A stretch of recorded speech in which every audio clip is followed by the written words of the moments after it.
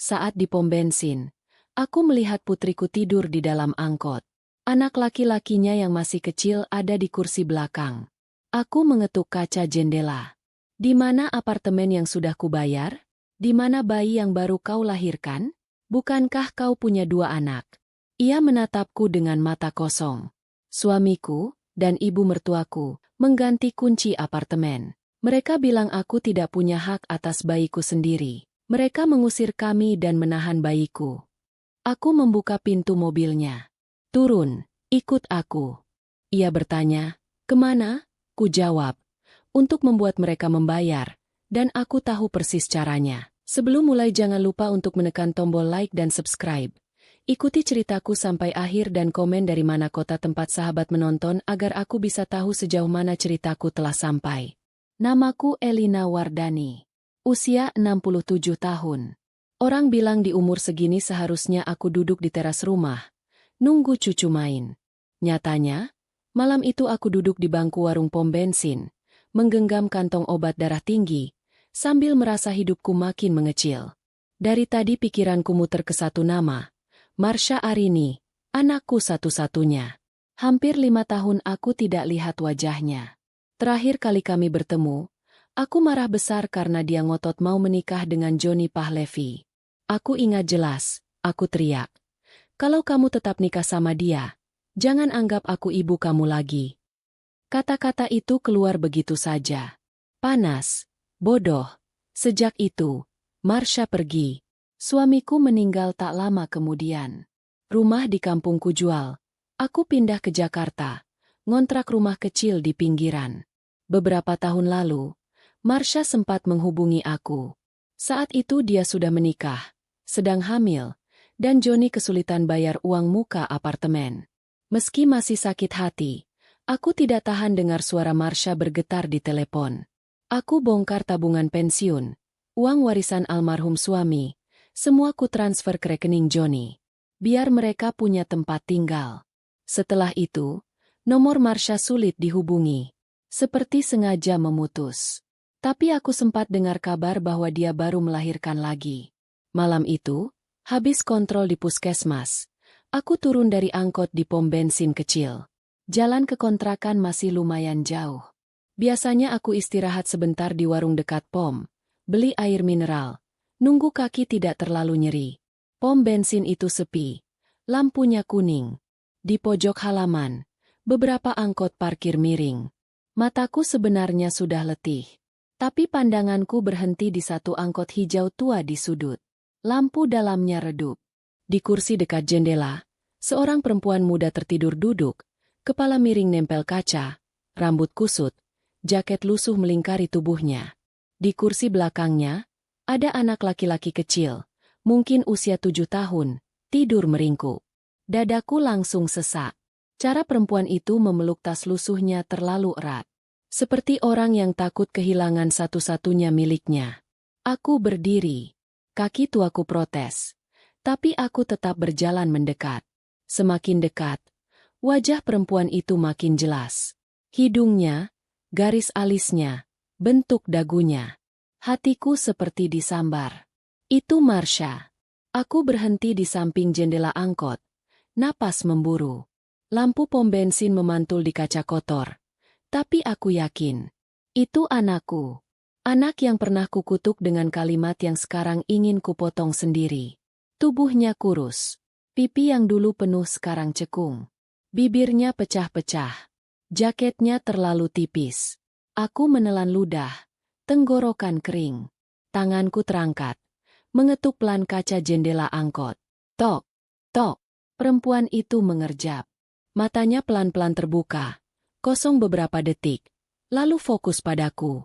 Di kursi belakang, anak laki-laki itu bergerak, mengigau pelan. Aku melihat jelas kedua mata itu. Mata yang dulu menatapku penuh marah waktu aku melarang pernikahannya. Marsha. Suaraku keluar pelan, serak. Perempuan itu memicingkan mata, seperti tidak percaya. Bu? Suaranya pecah, antara mimpi dan nyata. Aku membuka pintu angkot yang tidak dikunci. Bau bensin dan keringat menyergap.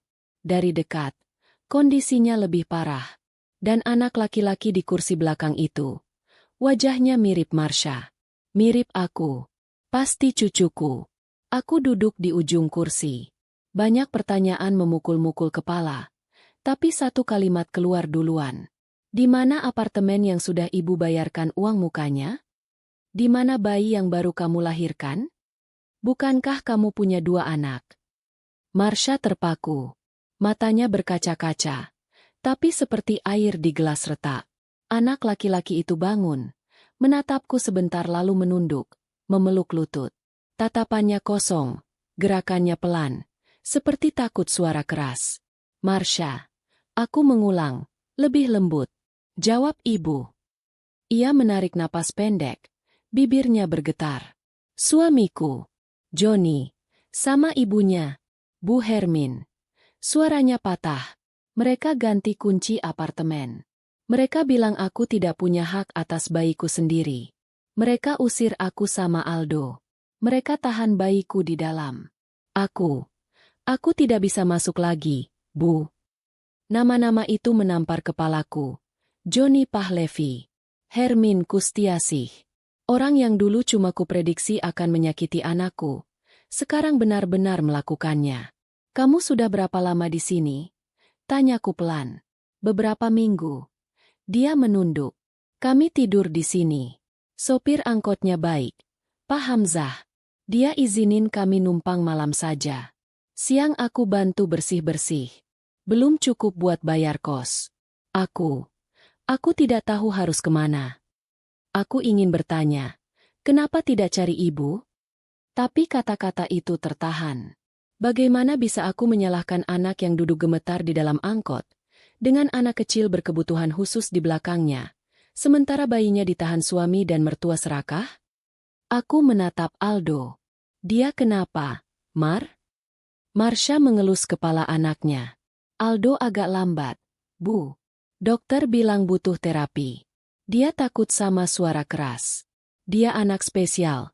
Makanya, di rumah mereka malu. Kalimat terakhir itu membuat dadaku panas. Malu punya cucu seperti Aldo? Sementara mereka sendiri yang kotor? Sesuatu di dalam diriku mengeras. Aku buka pintu angkot lebih lebar. Turun, kataku. Suaraku tegas, seperti dulu. Ikut ibu. Marsha menatapku bingung. Takut. Kemana, Bu? Aku menatap lurus ke matanya. Untuk pertama kalinya setelah bertahun-tahun, aku merasa jelas. Untuk membuat mereka membayar.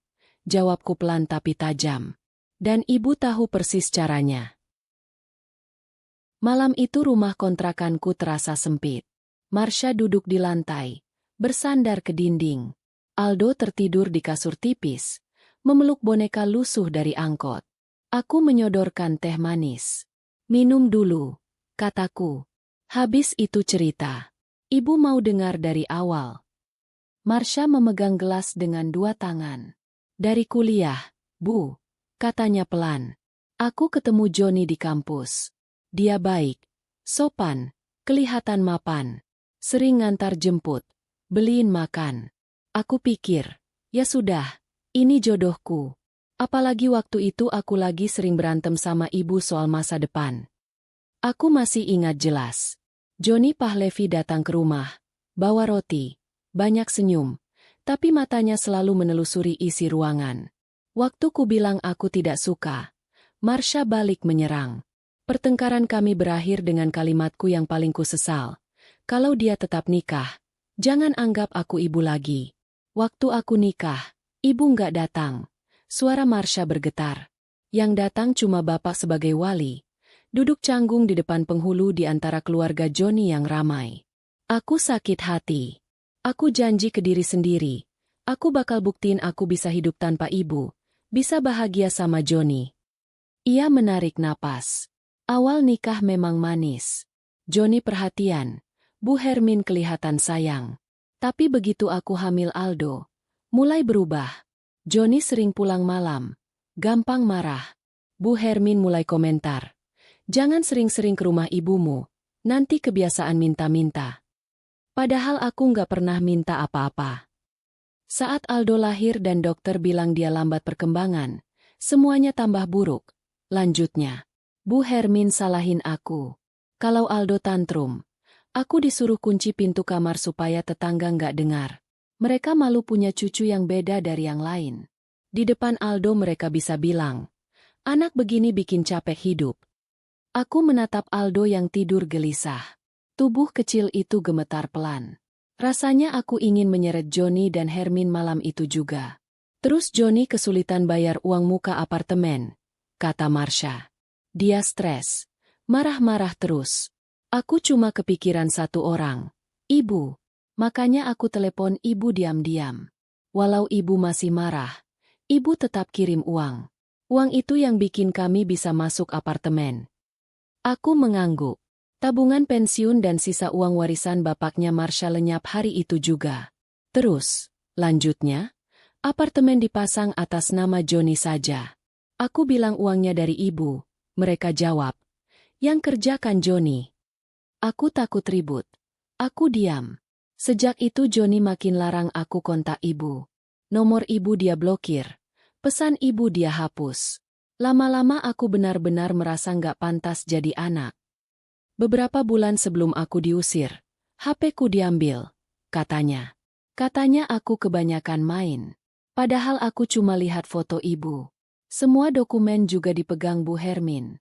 KTP, kartu keluarga, buku nikah, akta Aldo, kartu kesehatan. Katanya biar aman. Jadi aku nggak pegang apa-apa. Aku menahan marah. Terus hari kamu diusir itu? Marsha menghela napas. Waktu itu Aluna baru berusia beberapa minggu. Bu, aku lelah. Sering nangis. Satu malam aku taruh Aluna di box sebentar dan bilang, Nak, ibu capek. Johnny lihat. Besoknya dia bilang aku nggak waras, nggak layak jadi ibu, dan ngobrol sama Bu Hermin soal cara menyingkirkan aku. Beberapa hari kemudian mereka suruh aku keluar beli popok dan makanan sama Aldo. Lanjutnya, Aluna tinggal di rumah. Pas aku balik, kunci sudah diganti. Dari dalam mereka bilang aku harus pergi. Bayi tinggal sama mereka. Kalau aku ribut, mereka ancam lapor polisi. Bilang aku mau culik. Tetangga cuma lihat dari jauh. Tambahnya lirih. Satpam datang. Bilang jangan bikin keributan. Itu urusan keluarga. Aku duduk di depan pintu. Nangis. Aldo laparan. Sampai malam kami diusir juga dari lorong itu. Aku cuma punya beberapa lembar uang di dompet.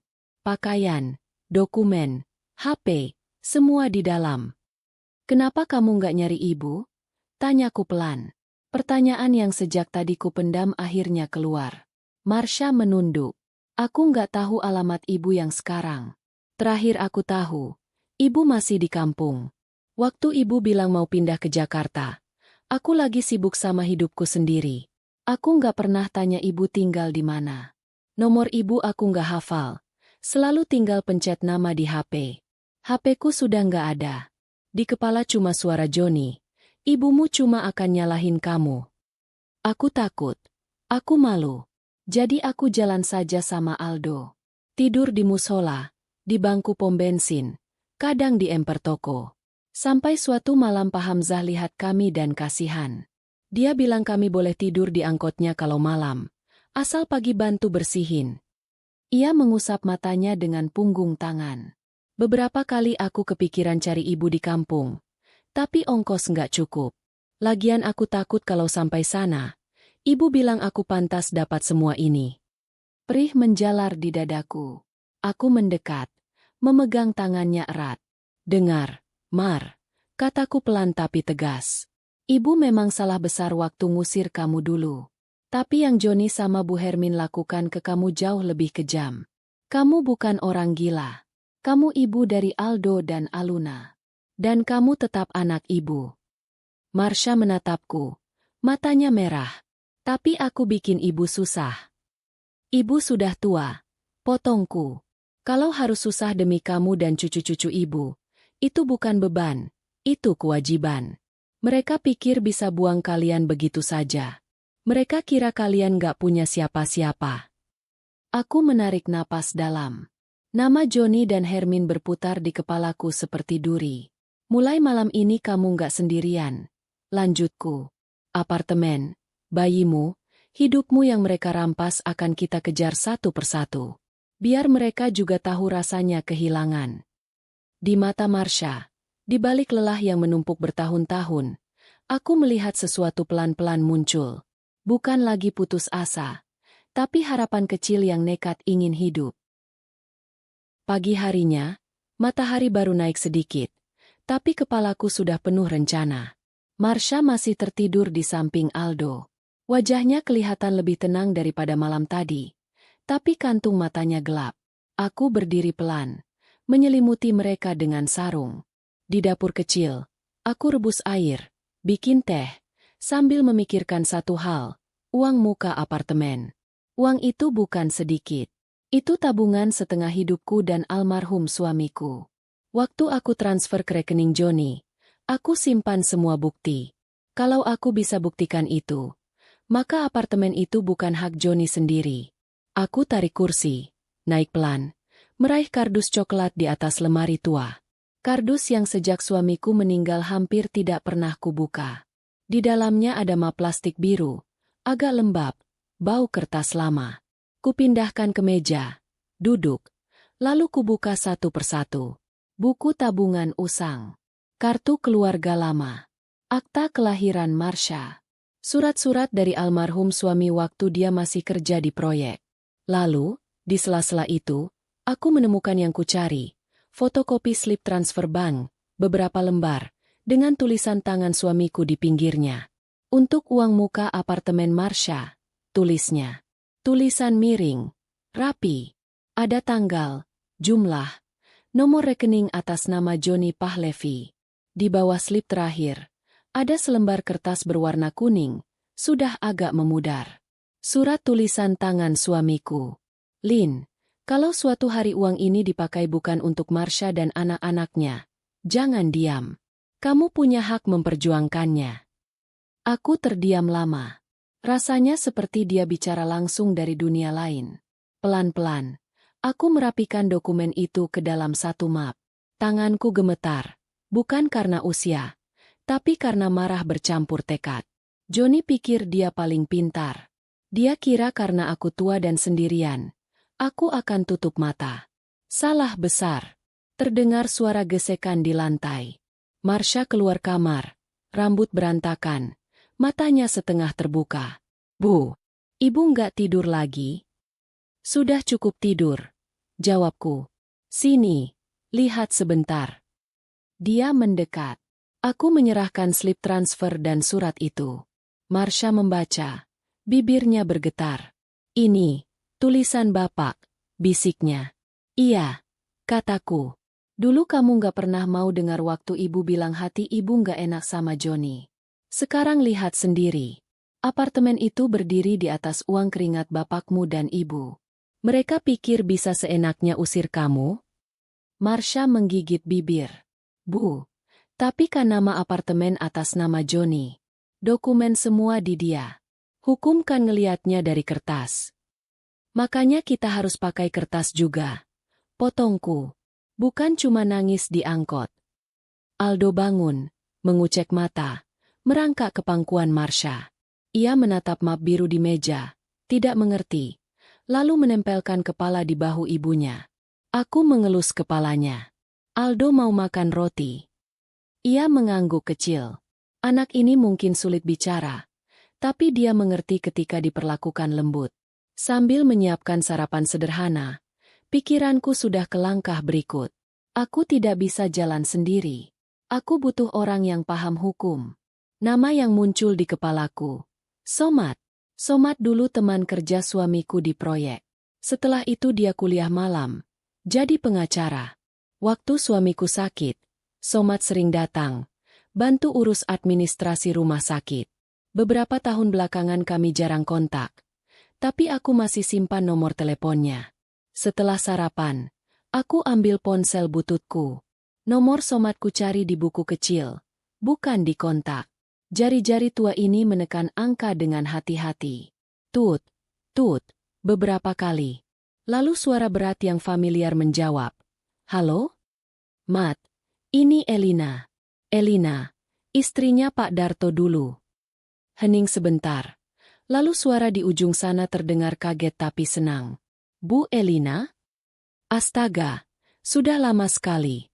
Ibu di mana sekarang? Di Jakarta. Jawabku singkat.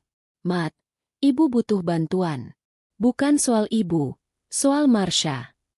Aku ceritakan garis besarnya. Bukan semua detail, tapi cukup untuk bikin Somat terdiam lama. Di seberang, aku bisa dengar dia menghela napas berat. Ini sudah keterlaluan, Bu, katanya akhirnya. Secara hukum memang rumit, apalagi dokumen di pihak mereka. Tapi bukan berarti nggak bisa apa-apa. Ada jalan, cuma butuh waktu, tenaga, dan, ya, sedikit biaya. Biaya akan ibu pikirkan, kataku cepat. Yang penting kamu bilang dulu, ada kemungkinan nggak Marsha dapat hak asuh anak-anaknya lagi? Dan kalau bisa, apartemen itu jangan sampai mereka kuasai penuh. Ada kemungkinan, jawabnya. Apalagi kalau ibu punya bukti transfer, saksi, dan bisa buktikan ada penelantaran dan kekerasan psikis. Tapi ibu harus siap, mereka nggak bakal tinggal diam. Mereka mungkin serang balik, fitnah Marsha, pakai isu kesehatan mental, macam-macam. Aku melirik Marsha yang sedang membantu Aldo menyuap roti. Kami sudah cukup lama diam, Mat. Hasilnya ya begini. Sekarang kalau harus berantem, sekalian saja. Di ujung telepon, Somat tertawa pendek, pahit. Baik, Bu. Sore nanti saya mampir ke rumah ibu. Kita lihat semua dokumennya. Kita susun langkah pertama.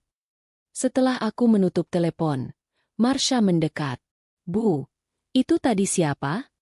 Somat, jawabku. Pengacara. Teman bapakmu. Dia akan bantu kita. Marsha terlihat makin cemas. Kalau Joni tahu kita bawa-bawa pengacara, dia bisa marah besar, Bu. Dia bisa laporin balik. Bilang aku gila. Bilang aku nggak layak jadi ibu. Aku takut Aldo sama Aluna malah diambil negara atau apa. Aku menatapnya tajam. Kamu mau sampai kapan tidur di angkot, Mar? Mau sampai Aldo besar tetap dibilang beban dan aib? Kalau kita diam, Joni sama Bu Hermin makin berani. Mereka sudah terlalu lama main seenaknya. Marsha terdiam. Air mata mengumpul di ujung matanya. Aku cuma takut, Bu. Takut wajar. Kataku lebih lembut. Tapi ibu lebih takut satu hal. Kalian hancur pelan-pelan. Dan ibu cuma nonton. Itu ibu nggak mau. Aku duduk di depan mereka. Memegang tangan Marsha dan mengelus kepala Aldo sekaligus. Dengar baik-baik. Ini bukan cuma soal apartemen. Ini soal harga diri. Soal anak-anakmu.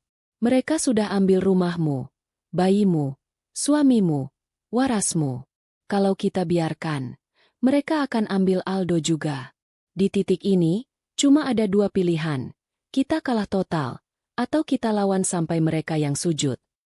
Marsha menatapku lama. Di matanya aku lihat rasa bersalah, takut, tapi juga sesuatu yang lain. Marah. Marah yang selama ini dia pendam. Diarahkan ke dirinya sendiri. Sekarang, pelan-pelan, arah marah itu mulai bergeser ke orang yang seharusnya. Aku nggak mau Aldo dibawa mereka. Suaranya pelan tapi tegas. Aku nggak mau Aluna tumbuh di rumah yang sama. Nah, kataku. Berarti kamu berdiri sama ibu. Apapun yang terjadi, kita hadapi bareng. Siang itu, sambil menunggu Somat datang, aku merapikan map biru, menyiapkan semua. Di kepalaku sudah jelas. Langkah pertama, datangi Joni dan Bu Hermin, tunjukkan bahwa mereka tidak sedang berhadapan dengan ibu tua yang pasrah. Malam di pom bensin sudah selesai. Sekarang giliran mereka yang nanti akan mencari tempat tidur di sudut gelap. Dengan rasa takut kehilangan, seperti yang mereka buat Marsha dan Aldo rasakan. Sore itu, Somat datang dengan kemeja kusut dan tas selempang, tapi wajahnya tegas. Usianya sekitar 40-an. Rambut sudah mulai beruban dikit di pelipis. Dia salaman lama denganku. Bu Elina masih sama saja ya? Katanya, mencoba tersenyum. Yang berubah cuma keriputnya. jawabku singkat. Kami sama-sama tertawa sebentar. Lalu suasana kembali serius. Di meja, map biru kubuka. Somad memeriksa slip transfer, surat tulisan tangan suamiku, semua dengan teliti. Sesekali ia mengangguk-angguk, alisnya berkerut. Ini kuat, Bu, katanya. Bukan bukti kepemilikan langsung, tapi cukup untuk menunjukkan ada kontribusi besar dari ibu. Ditambah fakta Marsha diusir, anak ditahan. Ini bisa jadi dasar gugatan perdata dan hak asuh. Marsha duduk kaku di ujung kursi. Tangannya meremas ujung rok. Tapi mereka punya semua dokumen, Pak, katanya pelan. Kalau mereka bilang saya gila? Somad menatapnya. Ibu Marsha memang pernah diperiksa dokter jiwa? Cuma dibilang saya kena depresi setelah melahirkan, jawab Marsha. Dikasih obat penenang. Bukan gila. Justru itu, kata Somad. Depresi setelah melahirkan itu hal umum. Bukan alasan ambil bayi. Tapi mereka bisa putar balik. Makanya, kita harus punya cerita kita sendiri, bukan cuma bertahan. Aku menyela. Mat, sekarang langkah pertama apa? Besok kita ke apartemen mereka. Jawab Somad tanpa ragu. Saya ingin lihat langsung cara mereka bicara, sikap mereka. Kita bawa map ini, kita perkenalkan diri secara baik-baik dulu. Kalau mereka keras, baru kita main keras lewat hukum. Marsha terlihat pucat. Ke apartemen? Sekarang? Saya belum siap lihat Aluna terus nggak bisa apa-apa. Pak? Aku memegang tangannya. Justru karena itu kita ke sana. Kamu nggak sendirian lagi. Besoknya, kami berdiri di depan gedung apartemen yang dulu hanya kulihat di foto. Gedung tinggi dengan lobi ber-AC, lantai licin, penjaga berseragam rapi.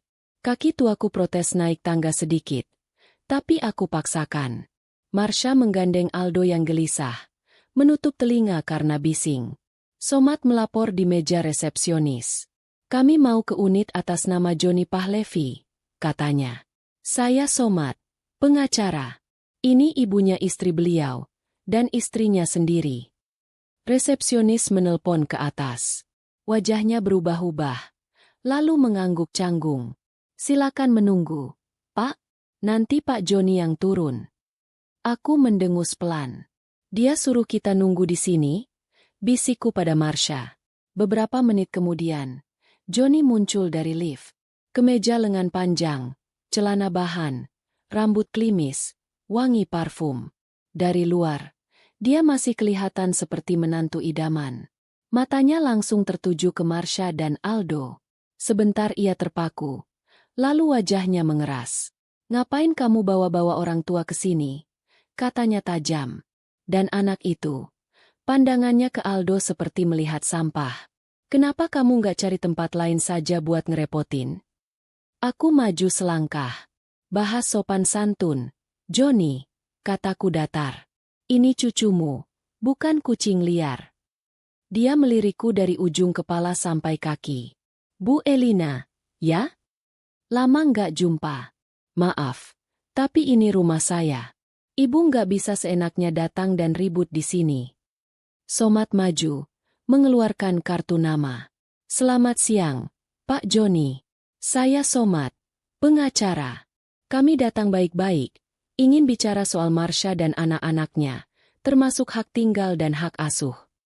Johnny menatap kartu nama itu sekilas, lalu tersenyum miring. Pengacara, ya? Wah, berat. Saya juga bisa panggil pengacara kalau perlu.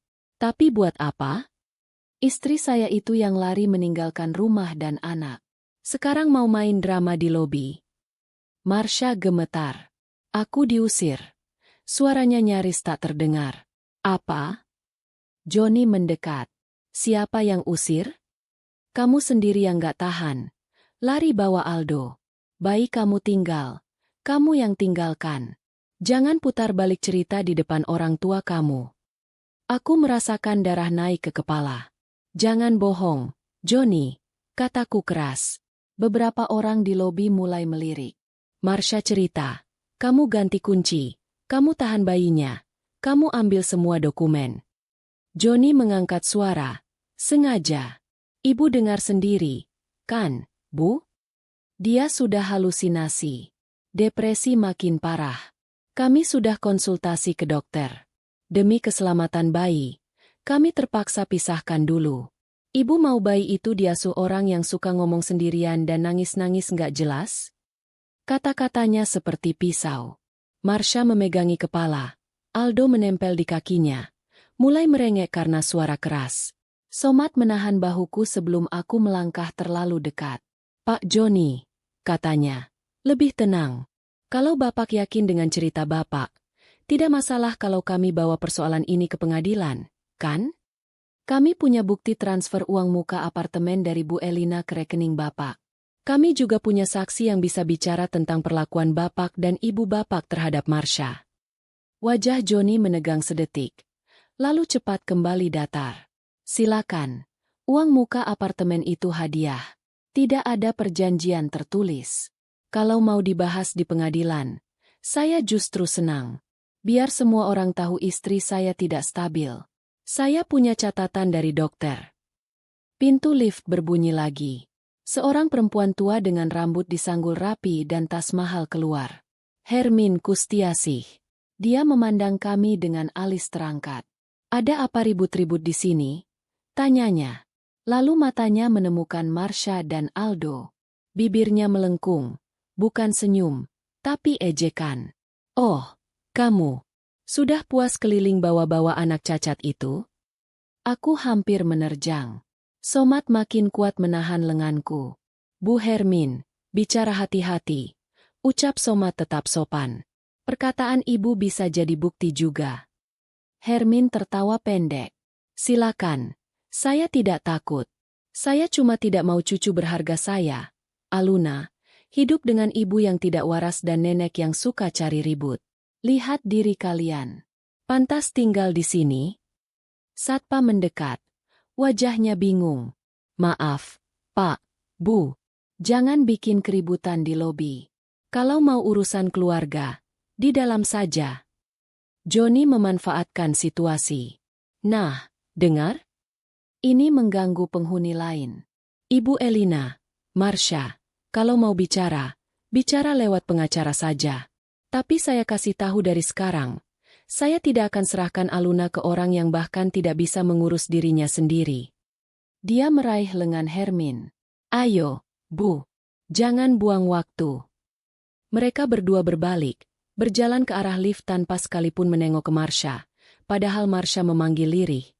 Aluna, aku cuma mau lihat. Lift tertutup. Suara, ting, kecil itu terdengar seperti tamparan. Tak lama, dua polisi masuk lobi, dipanggil oleh petugas keamanan yang tadi ditelepon Johnny. Mereka melihat kami, lalu mendengar penjelasan sepihak dari resepsionis bahwa ada keluarga ribut soal suami istri. Akhirnya mereka hanya berkata, Bu, Pak, kalau ada masalah rumah tangga, selesaikan baik-baik. Jangan ribut di sini. Nanti mengganggu. Somat mencoba menjelaskan, tapi pandangan mereka sudah condong ke sisi yang pakai kemeja bersih dan alamat jelas. Saat kami keluar dari lobi, Marsha menangis tanpa suara. Aldo terus memukul-mukul kepalanya sendiri, terganggu dengan suara dan tekanan tadi. Aku menggendong anak itu sebisaku, memeluknya erat. Di jalan menuju halte, lututku lemas. Tapi di dalam kepala, satu hal makin jelas. Mereka bukan cuma jahat, mereka juga punya kekuatan lebih. Status, dokumen, kata-kata manis di depan orang lain. Bu, Marsha terisak. Kita kalah. Aku menggeleng pelan. Napasku masih naik turun. Belum, kataku. Baru babak pertama. Mereka pikir kita cuma bisa datang nangis di lobi. Mereka belum lihat ibu kalau sudah benar-benar marah. Sepanjang perjalanan pulang dari apartemen, kepala rasanya berdenyut. Kata-kata Johnny dan Hermin terus terputar. Ibu tidak waras, anak cacat. Pantas tinggal di sini? Tapi di balik sakit hati itu, ada satu hal yang lebih keras. Rasa tidak rela. Di rumah, Somat menarik napas panjang. Bu, saya minta maaf. Tadi saya sudah duga mereka bakal main seperti itu, katanya. Makanya kita harus kumpulkan bukti dan saksi. Tanpa itu, di pengadilan mereka akan terlihat lebih rapi. Apa yang kita perlu? Tanyaku. Pertama, orang yang bisa cerita soal perlakuan mereka ke Marsha dan anak-anak, jawabnya. Kedua, bukti kalau mereka menyalahgunakan keadaan Marsha.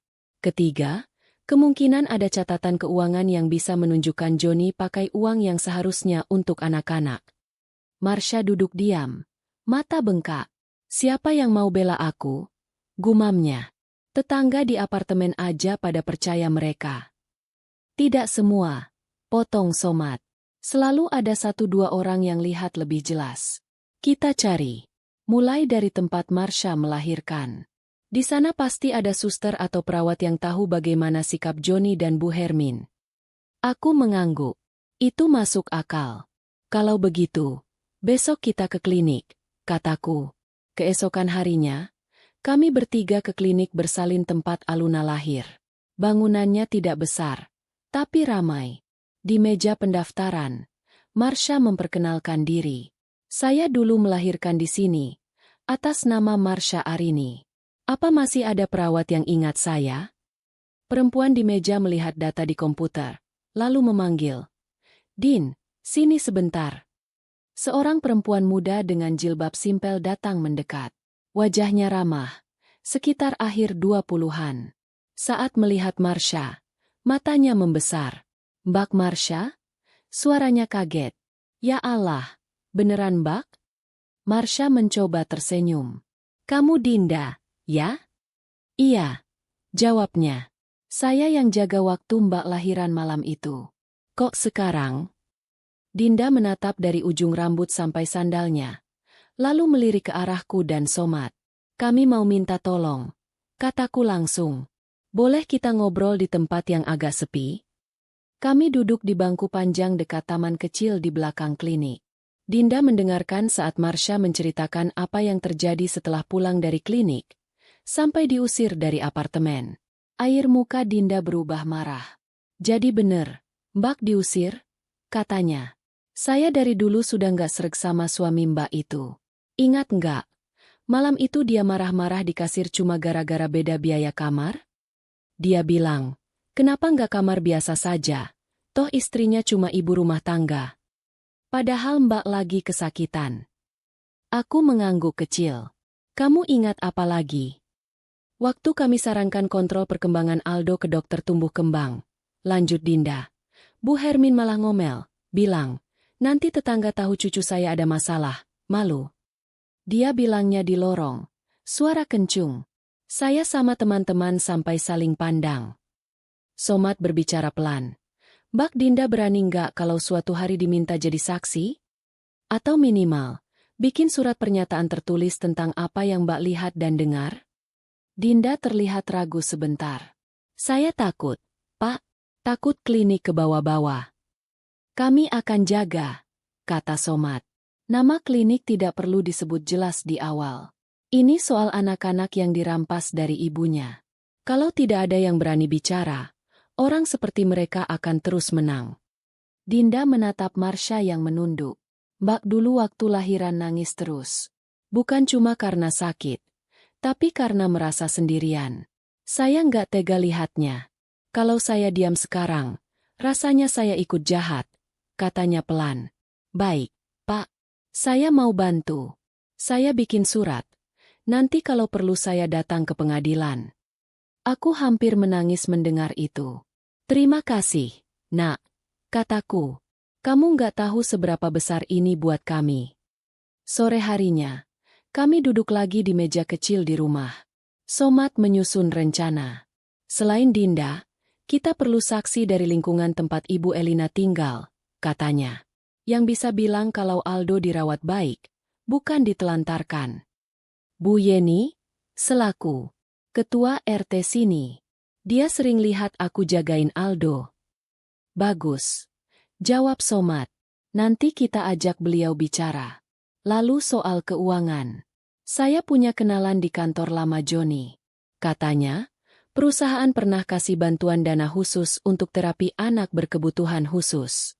Saya mau cek, apakah dana itu betul dipakai untuk Aldo, atau kemana? Marsha mengangkat wajah. Perusahaan kasih bantuan?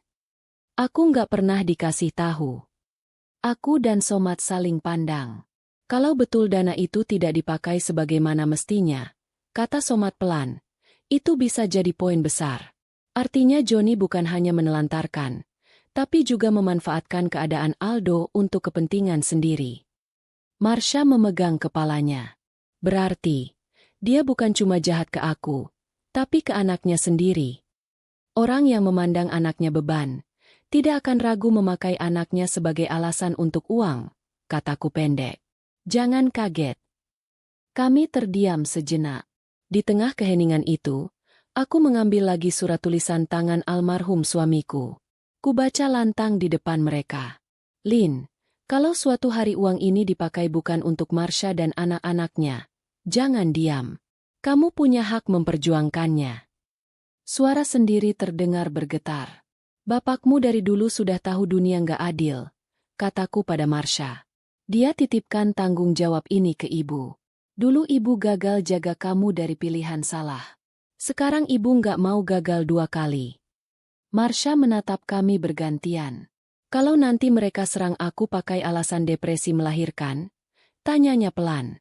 Kalau hakim percaya, aku bisa benar-benar kehilangan Aluna dan Aldo. Makanya kamu harus tunjukkan kalau kamu mau dan bisa berobat dengan benar, kata Somat.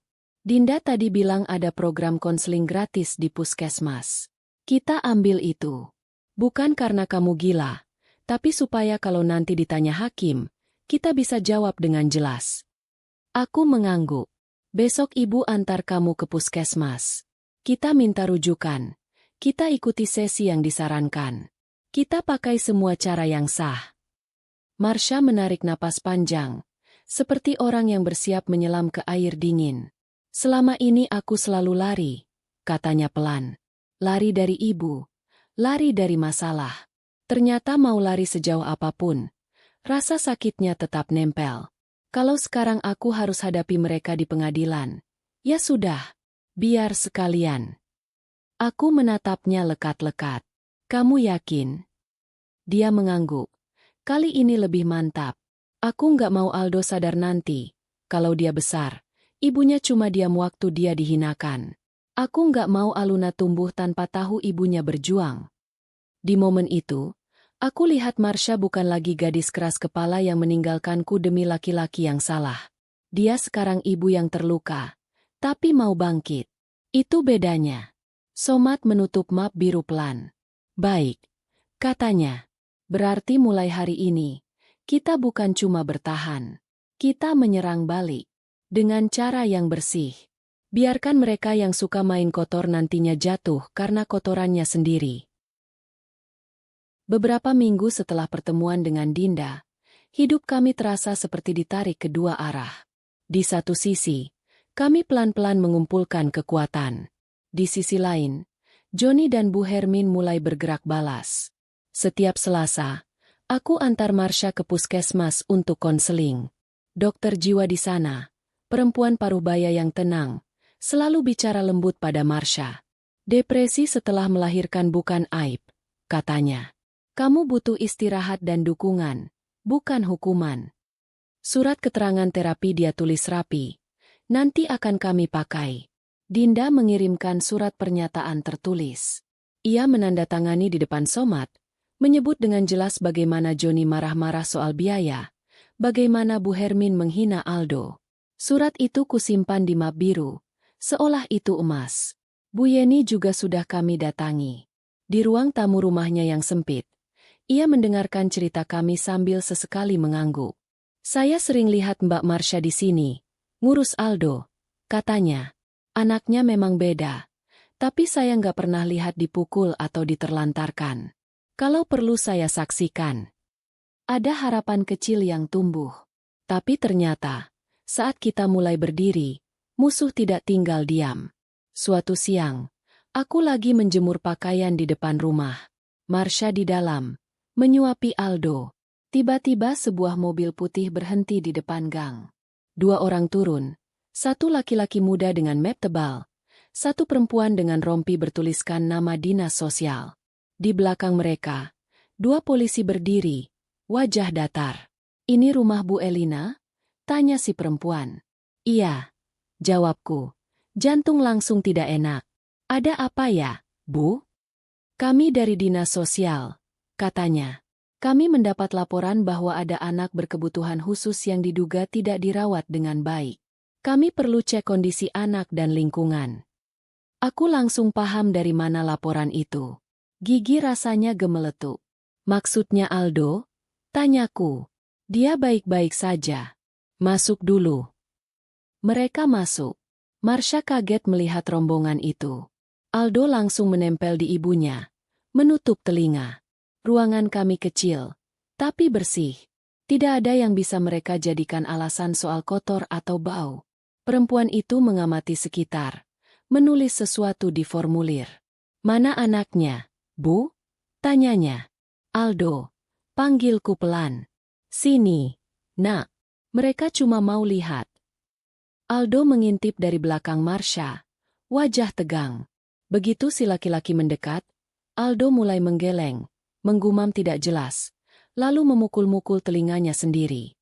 Itu tandanya dia stres. "Lihat, Bu," kata laki-laki itu lirih pada rekannya. "Tapi cukup keras untuk kami dengar. Ada indikasi gangguan. Lingkungan sempit. Orang tua ibu mengalami depresi. Nenek lanjut usia."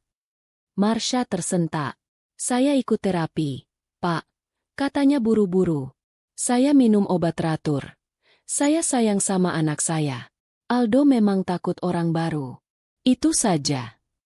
Polisi hanya berdiri di pintu, tangan di belakang, seperti menunggu perintah.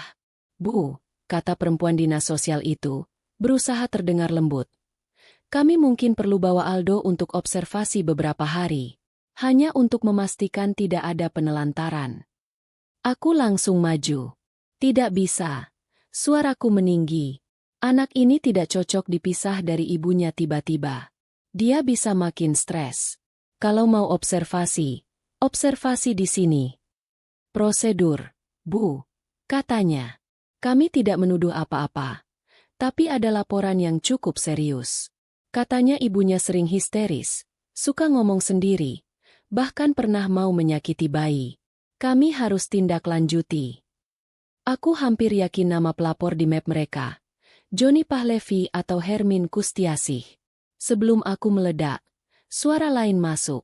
"Ada apa ini ramai-ramai?" Bu Yeni muncul di pintu, memakai daster, napas sedikit terengah. "Saya ketua RT sini. Kalau soal warga saya perlu tahu." Perempuan dinas sosial itu menjelaskan singkat. Bu Yeni mendengarkan, lalu tertawa pendek. "Penelantaran?" katanya. "Saya hampir tiap hari lihat Bu Elina jagain cucunya. Kalau anak itu kelaparan atau disiksa, sudah dari dulu saya lapor.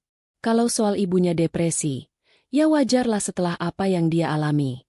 Tapi saya bisa jamin, di sini anaknya dijaga." Ia mendekat ke Aldo, mengelus pelan kepalanya. "Aldo sayang, kamu mau di sini sama ibu dan nenek, kan?" Aldo tidak menjawab, tapi ia memeluk pinggang Marsha lebih erat. Itu sudah cukup. Perempuan dinas sosial itu terlihat sedikit goyah. Ia menghela napas. "Baik, Bu," katanya akhirnya. "Untuk sementara Aldo tetap di sini. Tapi kami akan catat, dan mungkin akan ada kunjungan lagi. Mohon kerjasama." Mereka pergi. Mobil putih menjauh di ujung gang. Suasana rumah hening. Marsha langsung jatuh terduduk. "Bu, hampir saja mereka ambil Aldo." Suaranya pecah. "Aku nggak sanggup." Aku duduk di sampingnya. "Makanya kamu lihat, Syah," kataku pelan tapi geram. "Mereka sekarang pakai semua cara. Fitnah, laporan, apa saja. Mereka mau bangun cerita kalau kamu bahaya bagi anak-anakmu." Malam itu, setelah Aldo tidur, aku duduk sendiri di dapur, menghitung uang. Sisa tabungan di buku tinggal sedikit. Beberapa hari lalu, Aku sudah menjual cincin kawin dan kalung emas satu-satunya. Uang itu terpakai untuk bayar listrik, beli obat, ongkos ke puskesmas, dan sedikit untuk somat. Kontrakan juga belum kubayar penuh bulan ini. Aku bisa merasa waktu kami mepet, bukan hanya di pengadilan, tapi di dompet. Di luar, bisik-bisik tetangga mulai terdengar. Ada yang mendekati Bu Yeni, bertanya apakah benar aku dan Marsha ingin merampas anak orang kaya demi apartemen. Ada yang membela, ada yang hanya suka gosip. Besoknya, Somat datang membawa berita yang tidak enak. Joni sudah ajukan gugatan balik, katanya. Dia minta hak asuh penuh Aluna, dan juga minta pengadilan mempertimbangkan untuk membatasi hak asuh Marsha terhadap Aldo kalau terbukti tidak stabil. Dia lampirkan surat dari dokter yang menyebut gangguan emosi pasca melahirkan. Dia juga pakai laporan dinas sosial itu. Marsha memegang ujung meja. Jadi, dia mau ambil Aldo juga? Belum tentu dikabulkan, kata Somat cepat. Itu baru permohonan. Tapi jelas, mereka tidak main-main. Aku merasa seperti ditendang di perut. Kita tidak bisa terus diserang begini, geramku. Kita butuh sesuatu yang lebih kuat dari cerita. Kami memutuskan malam itu untuk kumpulkan semua saksi dan bukti lebih rapi. Dinda siap datang kapanpun. Bu Yeni sudah menyiapkan surat pernyataan. Teman Somat di kantor lama Joni memberi kabar lewat telepon. Memang pernah ada dana bantuan untuk terapi anak Joni, tapi tidak ada bukti dipakai untuk terapi. Semua hanya tertulis, pengeluaran pribadi. Ada satu hal lagi yang saya kepikiran, kata Bu Yeni tiba-tiba. Waktu itu kami sedang duduk di teras rumahku. Malam mulai turun. Waktu Marsha diusir dari apartemen. Kan sempat ribut di lorong. Warga sini ada yang kerja jadi satpam di gedung itu. Dia cerita, hari itu rekaman kamera pengawas sempat dilihat sama pengelola. Jadi mestinya, di server gedung masih ada rekaman. Aku menoleh cepat. Rekaman? Iya, jawab Bu Yeni. Saya nggak tahu sekarang masih ada atau enggak. Tapi biasanya apartemen simpan lama buat jaga-jaga. Bayangan muncul di kepalaku. Marsha berdiri di depan pintu apartemen, menangis, mengetuk, Joni dan Hermin di dalam, mungkin tertangkap kamera. Kalau kami bisa dapat rekaman saat mereka ambil Aluna, saat mereka mengusir Marsha, itu bukan lagi cuma cerita. Aku menatap Somat. Mata kami sama-sama menyala. Mat, kataku, suara pelan tapi jelas. Kalau rekaman itu masih ada, itu bisa membalikan semuanya. Somat mengangguk. Besok kita ke sana, katanya. Selama mereka belum sempat menghapus, itu kesempatan kita. Untuk pertama kalinya setelah kunjungan dinas sosial tadi, dadaku terasa sedikit lebih lapang. Mereka sudah menyerang, membuat kami hampir runtuh. Sekarang, mungkin giliran kita menarik mereka ke tempat yang tidak bisa mereka hindari, kebenaran yang terekam kamera. Besok paginya, aku, Marsha, dan Somat berdiri lagi di depan gedung apartemen Joni. Rasanya seperti kembali ke tempat kita dipermalukan. Tapi kali ini kami tidak datang untuk menangis di lobi. Di meja resepsionis, Somat bicara pelan tapi tegas. Kami mau bertemu bagian pengelola gedung, katanya. Terkait permintaan resmi rekaman kamera pengawas beberapa waktu lalu. Petugasnya tampak kaku. Rekaman? Biasanya hanya bisa dibuka kalau ada laporan kasus pidana. Pak, kami sedang proses perkara perdata dan hak asuh yang berkaitan dengan kejadian di lorong lantai unit Pak Joni Pahlevi. Jawab Somat. Kalau perlu, kami ajukan surat resmi pengadilan. Tapi kami minta dulu penjelasan. Apakah rekaman hari itu masih ada? Petugas itu melirik kami sekilas, lalu menelpon seseorang. Setelah beberapa menit, ia mempersilakan kami ke ruangan manajer gedung di lantai 2. Di sana, seorang pria berkacamata menunggu. Saya Anton, manajer gedung, katanya. Soal rekaman CCTV. Masa simpan kami biasanya 1 bulan. Kejadian yang Anda maksud sudah lewat dari itu, kan? Jantungku turun. Berarti sudah dihapus? Tanyaku cepat. Tidak selalu, jawabnya. Untuk kasus tertentu, kami simpan lebih lama di server pusat. Tapi kami hanya keluarkan rekaman kalau ada permintaan resmi dari aparat. Kalau begitu, kami akan ajukan lewat pengadilan, kata Somad. Tapi untuk menyusun berkas, kami butuh kepastian dulu. Hari ketika Marsha diusir dari apartemen, apakah ada rekaman lorong dan lobi yang masih tersimpan? Anton menatap layar komputernya, mengetik sesuatu. Waktu berjalan lambat. Marsha menggenggam ujung bajuku. Tanganku dingin. Setelah beberapa menit, Anton menghela napas. Secara sistem, filenya tidak ada di sini, katanya. Tapi saya lihat catatan bahwa hari itu rekaman lorong dan lobi sempat dicadangkan ke server pusat, karena sempat ada pengecekan internal. Jadi kemungkinan besar masih ada di kantor manajemen pusat kami. Bisa dibantu untuk minta salinan? Desak Somad. Anton ragu. Saya tidak punya wewenang langsung. Itu ranah kantor pusat. Tapi, ia menatapku sebentar. Saya bisa kirim email permintaan internal bahwa rekaman itu diperlukan untuk proses pengadilan. Minimal, nanti hakim bisa minta resmi dan kami sudah siap. Itu sudah cukup buatku. Tolong, Pak, kataku. Itu bukan cuma gambar buat kami. Itu hidup anak saya. Anton mengangguk. Saya mengerti, Bu. Kebetulan salah satu staf kami, Dedi, dulu yang jaga shift malam itu. Dia bilang sempat lihat rekaman sebentar. Waktu ada keributan di lorong. Nanti saya panggil dia. Beberapa menit kemudian, seorang satpam berpakaian rapi masuk. Saya Dedi, Bu, katanya sopan. Saya ingat malam itu. Mbak ini, ia menunjuk Marsha. Duduk di depan pintu sambil menggendong anak kecil, menangis. Pak Joni dan ibunya di dalam. Teriak-teriak suruh pergi. Saya sudah minta mereka bicarain baik-baik, tapi Bu Hermin malah bilang, biarin aja, biar tahu rasa. Rekamannya ada. Saya lihat sekilas. Aku hampir mencekik tangisku sendiri. Bayangan Marsha di depan pintu bukan lagi imajinasi. Ada orang lain yang menyaksikan. Mas Dedi bersedia jadi saksi nanti? Tanya Somad. Dedi terlihat ragu. Saya pegawai di sini, Pak. Takutnya jadi masalah. Anton menyela. Kalau dipanggil resmi oleh pengadilan, kamu harus datang, Dad, katanya. Dan saya sebagai manajer akan jelaskan bahwa kamu hanya menjalankan tugas. Dedi mengangguk pelan. Kalau begitu, saya siap, Pak. Dalam perjalanan pulang, Somad menjelaskan. Rekaman belum di tangan kita, tapi setidaknya kita tahu itu ada. Nanti di berkas gugatan, saya akan minta pengadilan memerintahkan manajemen apartemen menyerahkan rekaman. Kalau hakim setuju, mereka wajib patuh. Marsha memandang keluar jendela angkot. Wajahnya campur aduk. Kalau rekaman itu diputar di persidangan, katanya lirih, semua orang bakal lihat aku diusir. Semua orang bakal lihat aku nggak ninggalin Aluna. Justru itu, jawabku. Selama ini ceritanya cuma versi Joni. Sekarang waktunya dunia dengar versi kita.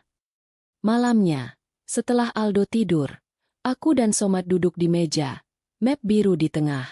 Bu, saya harus bicara jujur soal biaya, kata Somad hati-hati. Selama ini saya bantu sebisa mungkin. Tapi untuk ajukan gugatan perdata besar dan permohonan hak asuh, ada biaya administrasi, fotokopi, transportasi, dan lain-lain. Saya tidak akan ambil banyak dari ibu, tapi tetap saja, pengadilan punya tarif-tarif yang tidak bisa saya tekan. Aku sudah menduga ini. Sebesar apa kira-kira? Somad menyebut angka. Tidak luar biasa besar untuk orang berduit. Tapi untukku yang tinggal di kontrakan kecil dengan sisa tabungan tipis, itu seperti tebing tinggi. Marsha menunduk. Bu, kalau keberatan, kita mundur saja, katanya pelan. Aku nggak mau ibu jual apapun lagi demi aku. Kita hidup saja begini. Yang penting Aldo sama aku tetap bareng. Aku menatapnya tajam. Hidup begini itu apa? Nunggu surat pengadilan datang suatu hari. Bilang kamu resmi nggak punya hak apa-apa atas Aluna? Nunggu Joni menang dari belakang? Marsha terdiam. Air matanya jatuh. Aku menarik napas panjang. Mat, rumah kontrakan ini sebenarnya gimana statusnya? Tanyaku ke Somat. Kontrakan ini, ibu bayar per tahun ke pemilik, kan? Tanya Somat balik. Aku mengangguk. Iya. Masih sisa beberapa bulan. Kalau ibu bersedia pindah ke tempat yang lebih kecil, lebih murah, kita bisa negosiasi ke pemilik buat minta pengembalian sebagian uang sewa yang belum terpakai, katanya. Ditambah menjual beberapa barang yang tidak penting. Mungkin cukup untuk biaya awal. Nanti kalau gugatan menang, kita bisa atur lagi keuangan dari ganti rugi apartemen. Marsha langsung protes. Bu, jangan. Ibu sudah tua. Masa ibu mau tinggal di tempat yang lebih parah lagi gara-gara aku? Aku tersenyum miris. Dari dulu hidup ibu nggak pernah benar-benar enak. Mar, waktu muda, ibu tidur di bedeng proyek bareng bapakmu. Sekarang suruh ibu pindah ke kontrakan lebih sumpek. Bukan hal baru. Tapi, aku angkat tangan, menghentikannya. Dengar, ada saatnya orang tua harus tahu kapan berhenti berkorban. Itu benar. Tapi ada juga saat di mana kalau orang tua nggak rela mengorbankan sedikit sisa nyaman, anak dan cucunya habis diinjak. Ibu pilih yang kedua. Malam itu aku pergi ke rumah pemilik kontrakan, Pak Jarwis, ditemani Bu Yeni. Kami bicara lama. Aku jelaskan keadaan. Tanpa drama, hanya fakta. Pak Jarwis mengelus jenggotnya. Terlihat bimbang. Aduh, Bu Elina, katanya. Sebenarnya, uang sewa kan sudah saya pakai juga. Tapi saya ngerti situasi ibu. Gini saja, saya kembalikan setengah dari sisa bulan. Nanti kamar ini bisa saya sewakan lagi. Itu sudah lebih dari cukup untukku. Aku mengucapkan terima kasih berkali-kali, hampir menyalami sambil menunduk dalam. Beberapa hari kemudian, ada beberapa orang datang melihat kamar kami.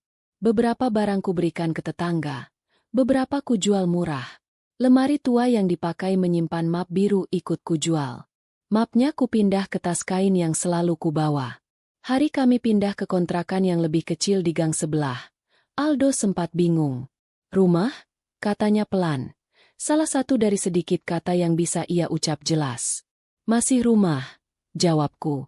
Mengelus kepalanya. Rumahnya lebih kecil. Tapi hati kita sama. Dengan uang pengembalian sewa dan hasil jual barang, Somat akhirnya bisa mengajukan gugatan besar. Di berkas itu, ada semua, bukti transfer, surat almarhum suamiku, pernyataan Dinda, pernyataan Bu Yeni, keterangan terapi puskesmas, dan permohonan resmi agar pengadilan memerintahkan penyerahan rekaman CCTV serta memanggil saksi dari pihak apartemen. Begitu berkas ini masuk, kata Somat, berdiri di depan pengadilan agama sambil memegang map tebal. Jalannya sudah tidak bisa dibalik lagi. Kita resmi menantang Joni dan Bu Hermin di tempat yang mereka tidak bisa akali dengan omongan manis saja. Aku menatap gedung pengadilan itu. Tidak megah, tapi cukup membuat perut menciut. Di tanganku, Aldo menggenggam ujung bajuku. Marsha menggendong Aluna dalam bayangan. Meski di pelukan belum ada apa-apa. Mat, kamu siap? Tanyaku. Dia menarik napas panjang. Kalau aku mundur sekarang, semua yang ibu korbankan sia-sia. Katanya pelan. Aku nggak mau lagi lari. Kali ini, kalau mereka mau hancurkan aku lihat langsung. Kalau aku menang, aku juga lihat langsung. Aku mengangguk. Baik, kataku. Mulai hari ini, bukan cuma mereka yang punya cerita di depan hakim. Kita juga. Somat melangkah masuk duluan, menyerahkan berkas di loket. Saat stempel merah menghantam kertas, suara kecil itu di telingaku terasa seperti gong yang membuka babak baru. Babak di mana kami bukan lagi orang yang diusir di lorong apartemen, tapi pihak yang menuntut balas di ruang sidang. Hari sidang pertama, lututku rasanya bukan cuma lemas, tapi kosong. Ruang sidang tidak besar. Kipas di langit-langit berdecit pelan. Di depan, hakim duduk dengan toga sederhana, di sampingnya panitera. Di kiri kanan, bangku kayu penuh wajah ingin tahu. Aku duduk di belakang Marsha. Di sebelahnya, Somat. Di seberang, Joni Pahlevi dengan setelan rapi, rambut licin. Di sampingnya Bu Hermin memakai kebaya mahal. Di ujung meja mereka, seorang pengacara gemuk dengan kacamata tebal sibuk membolak-balik berkas. Hakim membuka sidang dengan suara datar.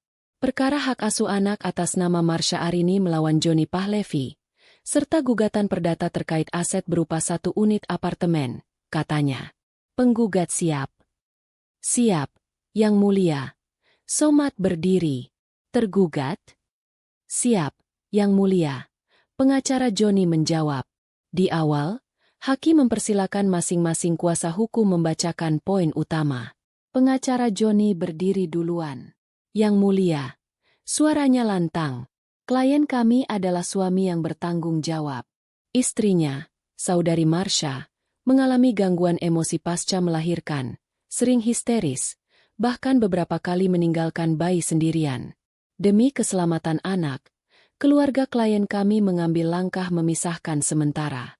Namun Saudari Marsha malah kabur, membawa anak pertama yang berkebutuhan khusus tanpa persiapan, hidup tidak jelas. Sekarang mereka datang menuntut apartemen dan anak kedua. Udara di dada terasa berat. Pengacara itu mengangkat selembar kertas. Kami sertakan surat dokter yang menyebut adanya gangguan emosi, serta laporan dinas sosial yang sudah mendatangi rumah Bu Elina, ibu penggugat. Hakim mencatat. Baik. Dari pihak penggugat? Somad berdiri. Yang Mulia, apa yang disampaikan tadi hanya satu sisi, katanya tenang. Kami akan buktikan bahwa pemindahan bayi yang disebut mereka adalah perampasan. Bahwa penggugat diusir dari rumah bersama anak pertamanya. Bahwa apartemen yang diklaim sepenuhnya milik tergugat sebenarnya berdiri di atas uang milik orang tua penggugat. Hakim mengangguk. Baik, kita mulai dengan saksi dan bukti tertulis. Dari tergugat dulu. Pengacara Joni memanggil dokter jiwa yang dulu memeriksa Marsha. Dokter menjelaskan bahwa Marsha pernah datang dengan keluhan sedih berlebihan, sulit tidur, menangis tanpa sebab. Saya diagnosa depresi pasca melahirkan, katanya. Saya beri obat penenang. Saya tidak pernah menyebut pasien ini berbahaya, hanya butuh dukungan. Pengacara mencoba mendorong. Tapi bisa saja kalau tidak terkontrol, membahayakan anak, kan, dok? Dokter menghela napas. Kalau keluarga mendukung, tidak. Kalau malah dipaksa, dihakimi, ya bisa tambah buruk.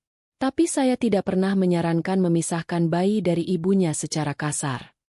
Hakim mencatat kalimat itu. Lalu perempuan dari dinas sosial bersaksi. Ia menceritakan kunjungannya ke rumahku. Melihat Aldo yang gelisah, rumah sempit. Tapi ketika Somad bertanya balik, apakah ibu melihat tanda kekerasan fisik? Apakah anak kelihatan kelaparan atau kotor? Ia menjawab. Tidak, rumah bersih, anak tampak dirawat. Hanya kami waspada karena laporan yang kami terima. Dari siapa laporan itu?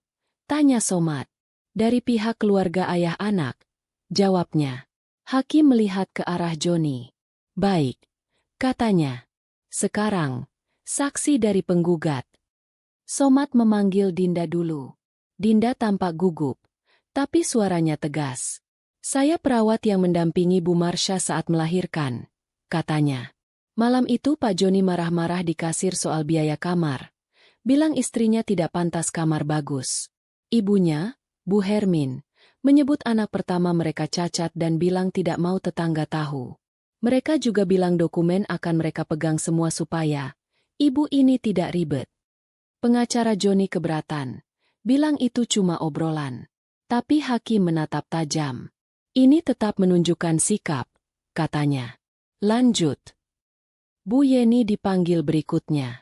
Ia bercerita bagaimana hampir setiap hari ia melihat aku dan Marsha mengurus Aldo. Anak itu memang punya keterlambatan. Tapi saya tidak pernah lihat dipukul atau dibiarkan kelaparan, katanya. Kalau ibunya depresi, itu wajar setelah mengalami apa yang dia alami. Tapi di mata saya, mereka berdua sangat sayang. Somad lalu menyerahkan bukti transfer. Slip-slip yang sudah menguning itu dibacakan. Hakim membaca surat tulisan tangan almarhum suamiku. Aku tidak tahan, air mata keluar. Tapi kutahan suara. Pengacara Joni mencoba memotong. Itu hanya pemberian sukarela. Yang mulia, katanya. Tidak ada perjanjian hukum. Betul, jawab Somad. Tapi menunjukkan kontribusi besar orang tua penggugat. Ketika tergugat mengusir penggugat, mereka bukan hanya mengusir istri, tapi orang yang secara moral ikut membiayai tempat tinggal itu. Hakim mengangguk lagi. Senang atau tidak, ini akan masuk pertimbangan. Sidang berlanjut. Rasanya panjang, tapi tiap bagian seperti pukulan. Lalu saat yang kami tunggu datang. Somad berdiri, menyerahkan satu surat ke hakim. Yang mulia, melalui permohonan resmi, pengadilan telah memerintahkan manajemen apartemen menyerahkan rekaman kamera pengawas hari kejadian. Hari ini rekaman itu sudah berada di tangan majelis. Kami mohon diputar. Darahku berdegup kencang. Joni terlihat tegang untuk pertama kali. Hermin meliriknya cepat. Panitera menyiapkan layar sederhana di depan. Rekaman dari lorong apartemen muncul. Gambar tidak terlalu jelas, tapi cukup. Terlihat Marsha, lusuh, menggendong Aluna kecil, Aldo di sebelahnya. Mereka keluar dari unit, menutup pintu pelan. Waktu berjalan cepat. Di minimarket bawah, Aluna terlihat di pelukan Marsha. Lalu di rekaman lain, saat Marsha membayar, terlihat jelas Joni mendekat, mengambil bayi dari kereta, berjalan cepat ke lift.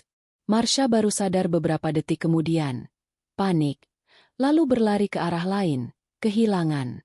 Marsha di kursiku terisak tertahan. Aku memegang lengannya. Rekaman berikutnya lorong depan unit. Marsha mengetuk-ngetuk pintu. Menangis. Joni, buka. Aluna di mana? Suaranya terdengar samar. Tapi tubuhnya jelas gemetar. Pintu tidak dibuka. Dari celah, terlihat bayangan orang di dalam. Lalu akhirnya pintu terbuka sedikit. Joni dan Hermin tampak. Bibir mereka bergerak. Tapi suara tidak terdengar. Dari gerak tubuh, aku bisa tahu itu bukan kata-kata baik. Marsha didorong menjauh. Hermin mengibaskan tangan, menyuruh pergi. Marsha jatuh duduk di lantai. Masih memeluk Aldo. Pintu tertutup. Marsha tetap di situ sampai satpam datang. Mencoba menenangkan. Ruang sidang sunyi. Hakim menatap layar tanpa ekspresi. Tapi tangannya mengencang di atas meja.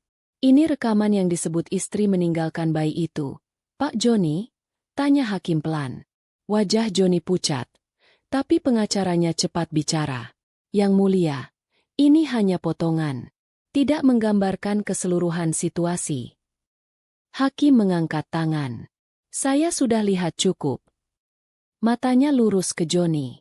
Di sini justru terlihat tergugat yang mengambil bayi tanpa seizin ibu, lalu melarang ibu masuk. Itu berlawanan dengan cerita awal. Hermin akhirnya tak tahan.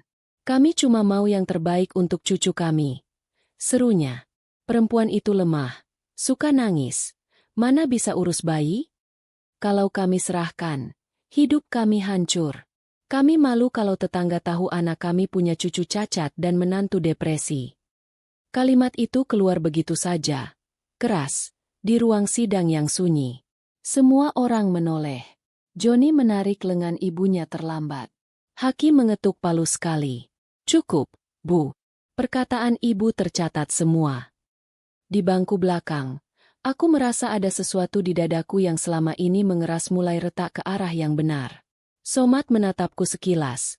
Matanya berkata, ini dia. Setelah istirahat singkat, hakim kembali dan membacakan putusan sementara.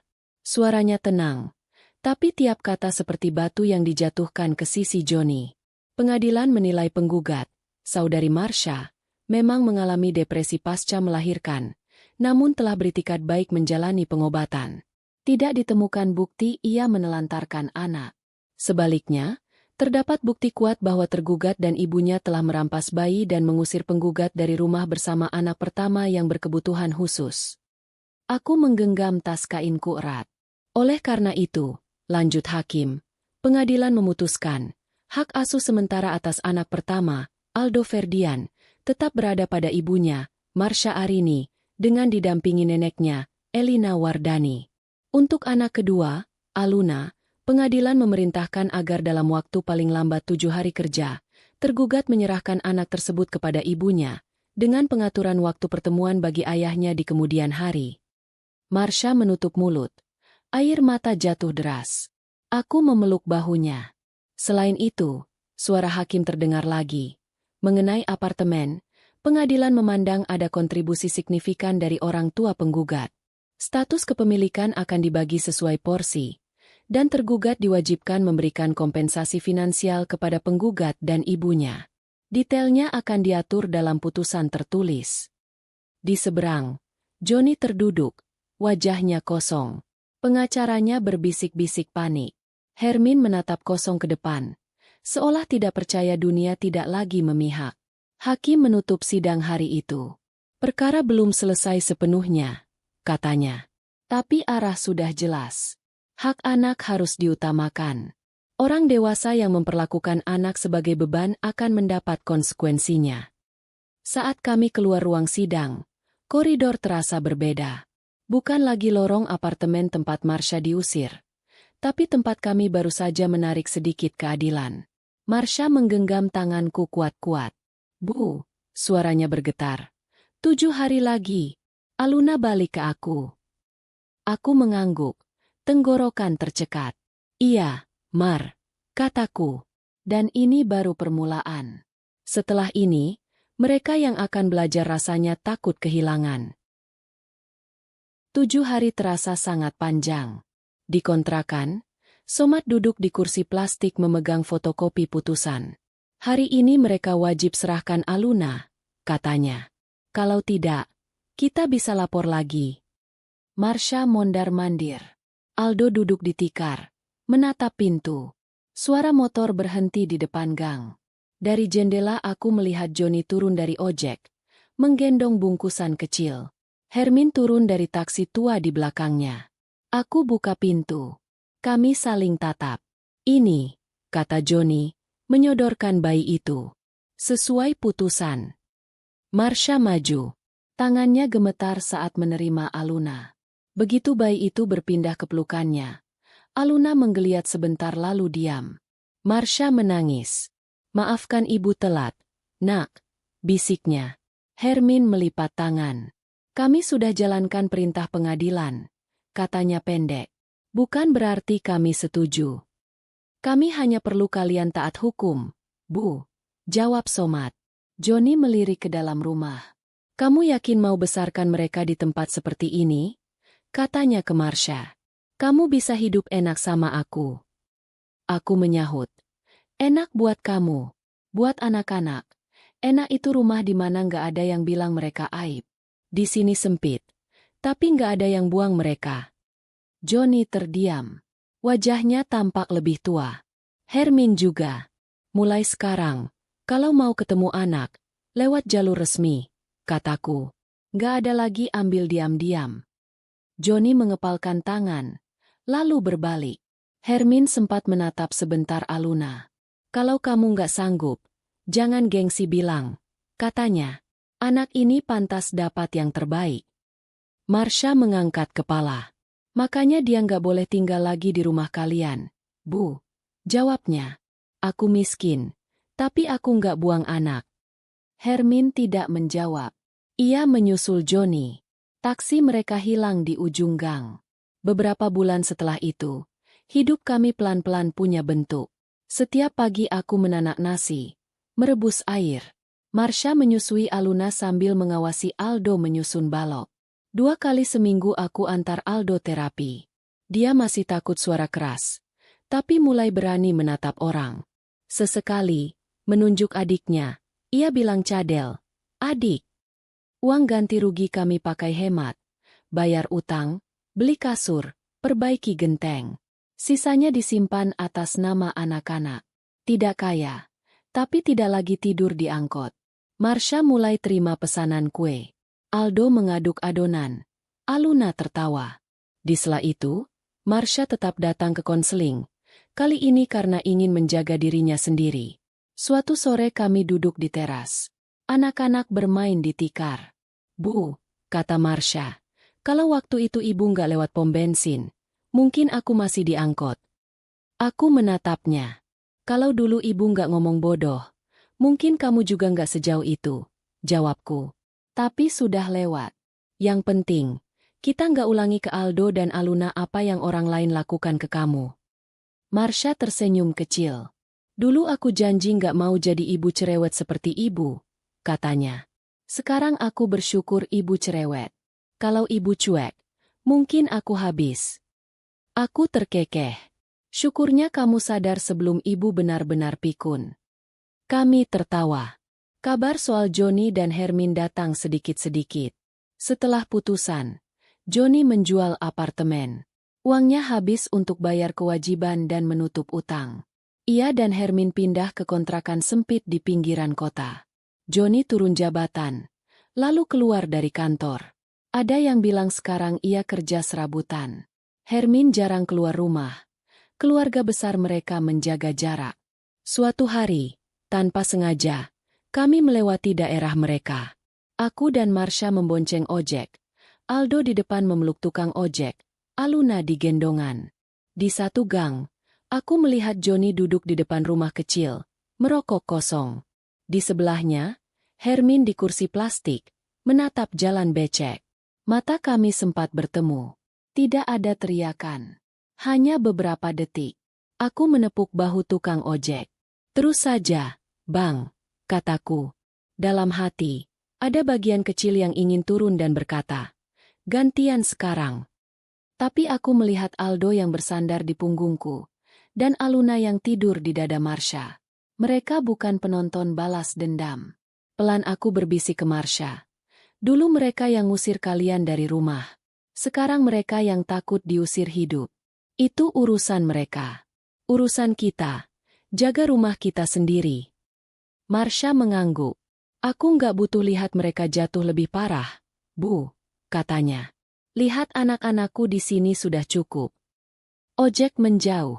Sosok Johnny dan Hermin mengecil, lalu hilang di tikungan. Malam itu, setelah menidurkan anak-anak, aku duduk di tepi kasur. Lampu redup, ruangan sempit, dinding lembab. Aku teringat malam di pom bensin. Angkot berhenti di sudut. Marsha dan Aldo tidur meringkuk. Waktu itu aku merasa terlambat sebagai ibu. Sekarang aku melihat Marsha tidur di antara Aldo dan Aluna. Napas mereka pelan, teratur. Tidak ada kunci yang bisa diganti diam-diam. Tidak ada pintu yang ditutup di depan wajah kami. Aku membelai rambut Marsha. Dulu di pom bensin ibu hampir kehilangan kamu, bisikku. Sekarang ibu bisa lihat kamu di sini, sama anak-anakmu. Itu cukup. Untuk pertama kalinya setelah sekian lama, dada ini tidak penuh amarah. Hidup kami masih berat, tapi kami berdiri di atas kaki sendiri. Mereka yang dulu menginjak, sekarang tahu rasanya jatuh. Dan tugasku, sebagai ibu dan nenek, tinggal satu. Jangan pernah membiarkan kami berubah jadi orang seperti mereka.